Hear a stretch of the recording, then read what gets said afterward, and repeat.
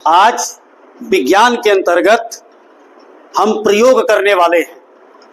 विज्ञान की जब किताबें पढ़ते हो तुम, अक्सर कई ऐसी शब्दावली आती है, हो सकता है उसका भाव तुम समझते हो लेकिन अभिव्यक्त नहीं कर पाते।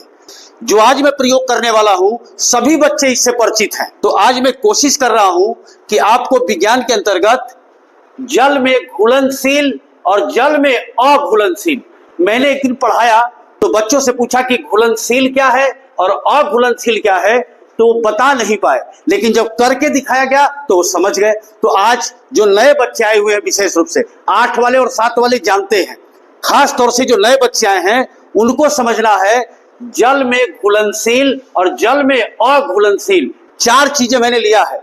चीनी, लकड़ी का बुरादा, नमक और रेत, ये 4 चीजें क्रम से रखी गई है और सभी बीकर में पानी रखा हुआ है। अब इन चारों को हम इसमें डालेंगे। डालने के बाद जो चीज गायब हो जाएगी जल में वो घुलनशील है, और जो गायब नहीं होगी वो क्या है? अघुलनशील। फिर समझो, इन चारों चीजों को, चीनी, लकड़ी का बुरादा, नमक और रेत, इन चारों को जब जल में डालेंगे कुछ देर बाद जो गायब हो जाएगा वो जल में क्या है? घुलनशील। और जो गायब नहीं होगा, जो का त्यों जल में दिखाई देगा, वो क्या है? अघुलनशील। अब हम बारी बारी से इसमें डालने का प्रयास करते हैं। डालिए। ये लकड़ी का बुरादा है, ठीक, छोड़ दो। ये आपका नमक है, नमक मैं डाल रहा हूं, नमक पड़ गया।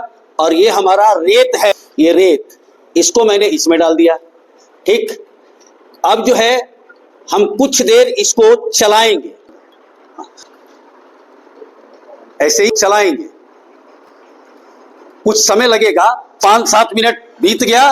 5-7 मिनट के बाद अब हम दिखाते हैं। देखिए, इसमें मैंने चीनी डाला था। बेटा ये बताओ, चीनी इसमें कहीं दिखाई दे रहा है? चीनी दिखाई नहीं दे रहा है, यानी चीनी जल में घुलनशील है। अब जरा इसको देखो ध्यान से, ये जरा देखिए, इसमें लकड़ी का बुरादा, खूब ध्यान से जरा देखो, नीचे बुरादा बैठा हुआ नजर आ रहा है ना, और ऊपर पानी है। थोड़ा और इंतजार करेंगे तो एकदम और ज्यादा इसमें बैठ जाएगा। यानी लकड़ी का बुरादा घुलनशील जल में नहीं है, ये अघुलनशील है। क्या है? अघुलनशील है, ठीक। नमक की बारी आती है, तो ये जरा देखिए, नमक, नमक की बात देखिए, बिल्कुल आपको नमक नहीं दिखाई दे रहा है नहीं। यानी नमक भी जल में क्या है? घुलनशील है। अब आते हैं अंतिम जो प्रयोग मैंने किया, इसमें लाल बालू यानी रेत डाला, साफ दिखाई दे रहा है कि नीचे बैठा हुआ है, ये जल में घुल गया है नहीं। यानी रेत जल में घुलनशील है कि अघुलनशील? अघुलनशील। अब हमारे प्यारे बच्चों को अगर ऐसी परीक्षा में पूछ दे तो तुरंत आसानी से बता देंगे। खड़े होइए परमेश्वर, चीनी घुलनशील है कि अघुलनशील जल में? घुलनशील। और ये अघुलनशील नहीं है। बुरादा क्या है?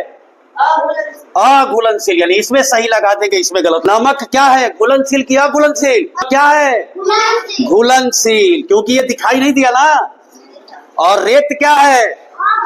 अघुलनशील। अलावा भी यदि किसी पदार्थ का जांच करना होगा तो आप जल में डाल के हिला करके कुछ देर इंतजार करिए और पता चल जाएगा। अगर वो गायब हो गया पदार्थ तो घुलनशील है, और नहीं गायब होता तो क्या है?